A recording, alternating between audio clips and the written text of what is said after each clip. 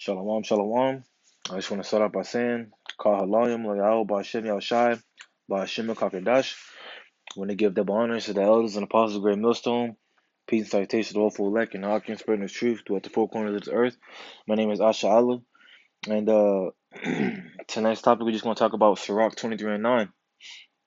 I just had a little scoff on it, but, I got through it, so without further ado, hopefully this is edifying. And so this is Sirach 23 and verse 9. Accustom not thy mouth to swearing, neither use thyself to the naming of the Holy One, And breaking that down, is breaking it down is basically you're not supposed to accustom yourself to making oaths, to swearing by the Lord, to making vows and promises to the Lord. Yahweh Shem Yahshai. It's not talking about cussing, and doing all that. It's talking about making oaths and swearing onto the Lord. So from there, we're gonna go to Matthew. Let's see,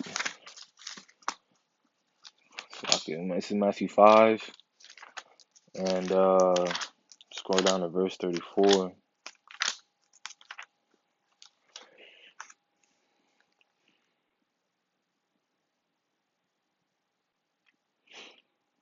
So this is Matthew 5 and verse 34.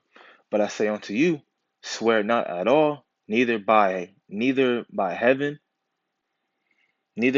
for it is the Most High's throne. You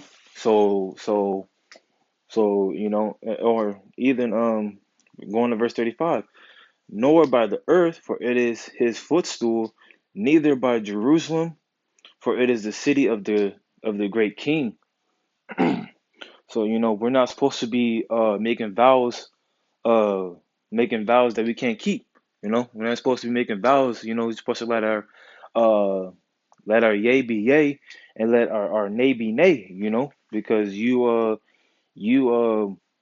making vows to the heavens, and you making vows to the earth. Making earthly vows. You're going to be held to that standard.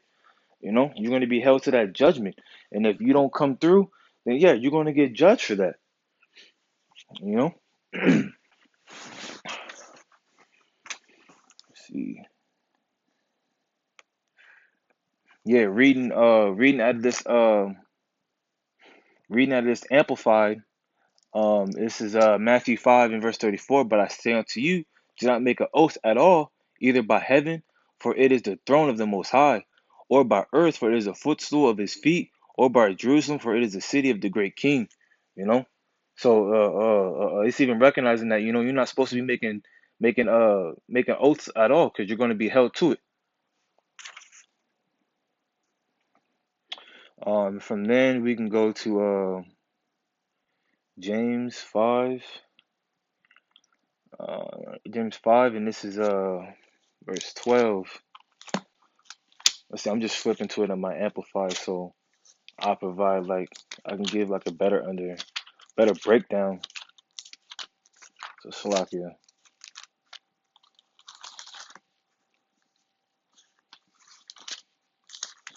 But this is James 5 and verse 12. But above all things, my brethren, swear not, neither by heaven, neither by the earth, neither by any other oath, but let your yea be yea, and your nay, nay, lest ye fall into condemnation.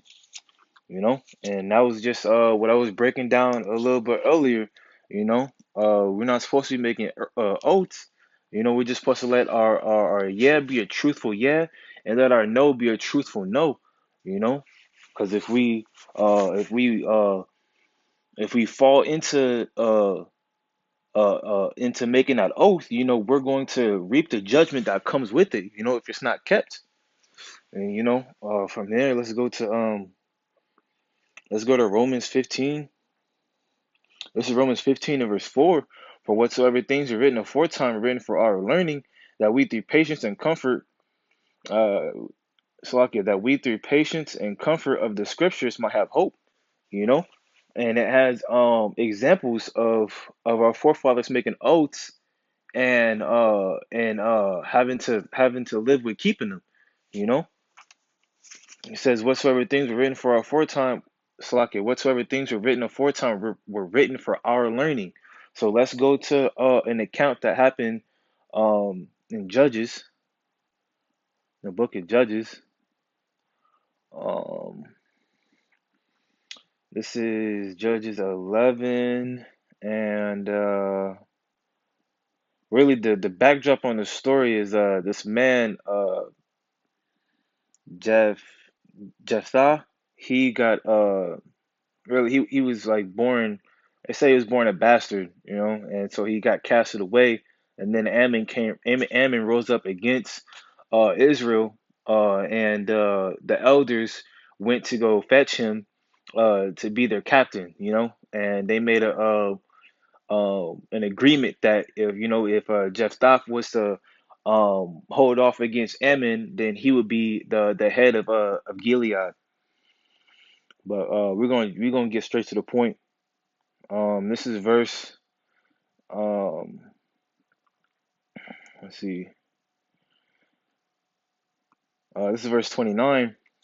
Then the spirit of the Lord Yahweh Hashem Yahshai came unto Jephthah, and he passed over Gilead and Manasseh, and passed over Mizpah and of Gilead, and from Mizpah of Gilead he passed over unto the children of Ammon, and Jephthah vowed a vow unto the Lord Yahweh Hashem Yahshai, and said, If thou shalt without fail deliver the children of Ammon into my hands, then it shall be that whatsoever cometh forth of the doors of my house to meet me, when I return in peace from the children of Ammon, shall surely be the Lord Yahweh Hashem Yahushai's, and I will offer it up for a burnt offering.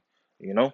So Jephthah, he made an oath. He vowed a vow unto the Lord Yahweh Hashem Yahushai, saying, if you deliver the children of Ammon into my hands, then whatever comes forth into my doors, I'm gonna make it yours for a burnt offering. So let's find out what happens. Verse 32. So Jephthah passed over the children of Ammon to fight against them, and the Lord Yahweh Shem Yahshai delivered them into his hands, and he smote them from Aor even till thou come to Minnith, even 20 cities, and unto the plain of the vineyards with a very great slaughter. Thus the children of Ammon were subdued before the children of Israel. So, um, you know, Jephthah, he went over to fight against Ammon, and he slaughtered their ass, man. Like it wasn't even competition. It says it says the children of Ammon was subdued with a very great slaughter. Verse 34, and Jephthah came to Mizpah unto his house, and behold, his daughter came out to meet him with trembles and with dances, and she was his only child. Beside her, he had neither son nor daughter. So going up earlier, when Jephthah, he made that oath, that vow to the Lord Yahweh Shem Yahshai, saying, you grant me victory over the children of Ammon. Whatsoever comes through my door when I make it home in peace shall be yours for a burnt offering. And what came through his doors? His daughter came through the door, basically with trembles and dances. She was excited, that her father made it home with victory. Excited that her father was going to be the head of Gilead. And it says that she was his only child. He didn't have no son or daughter. Verse 35, and it came to pass when he saw her that he rent his clothes and said, Alas, my daughter, thou hast brought me very low, and thou art one of them that trouble me, for I have opened my mouth unto the Lord Yahweh Shem Yahushai, and I cannot go back. So he explained to his daughter, like, basically, like, why did you come through that door? You have brought me very low, because I opened my mouth unto the Lord Yahweh Shem Yahshua with an oath, and I can't go back on that oath. The Lord delivered Ammon into his hands, so he had to keep his part. You know, he had to keep his part of the deal of the oath. And verse 36, and she said unto him, My father, if thou hast opened thy mouth unto the Lord Yahweh Shem Yahshua, do to me according to that which hath proceeded out of thy mouth, for as such as the Lord Yahweh Shem Yahushai hath taken vengeance for thee of thine enemies, even the children of Ammon. And like how many daughters, you know, would be like, yeah, since you have opened up your mouth since you have opened up your mouth towards the Lord Yahweh Shem Yahushai, you know, do what you must to me, and I'm pretty sure that was we gonna get into it, but I'm pretty sure that was a terrifying scene, him having to burn his daughter alive for a burnt offering unto the Lord, but she was with it, she said, whatsoever you have done, onto making an oath with the Lord, go ahead and do it. So this is verse 37. And she said unto her father, Let this thing be done for me. Let me alone 2 months, that I may go up and down upon the mountains and bewail my virginity, I and my fellows. And he said, Go. And he sent her away for 2 months. And she went with her companions and bewailed her virginity upon the mountains. And it came to pass at the end of 2 months that she returned unto her father, who did with her according to his vow, which he had vowed, and she knew no man, and it was a custom in Israel that the daughters of Israel went yearly to lament the daughter of Japheth, the Gileadite, 4 days in a year, you know. So, after that 2 months of her bewailing her virginity, she didn't know no man, she was a virgin. Her dad had to, put her as a burnt offering, had to burn her alive, man.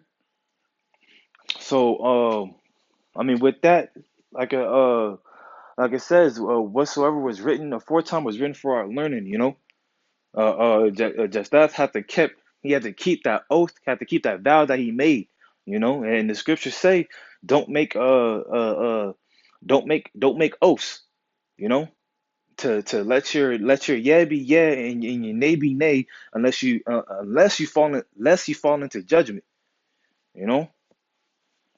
So hopefully that was edifying. I just want to end off by saying, Call Halayim like Yahweh Shem Yahushai Ba'Shem Kakadash, when to give double honors to the elders and apostles of the great millstone, being citation to the hopeful elect and the Akim spreading his truth throughout the four corners of this earth. Shalom.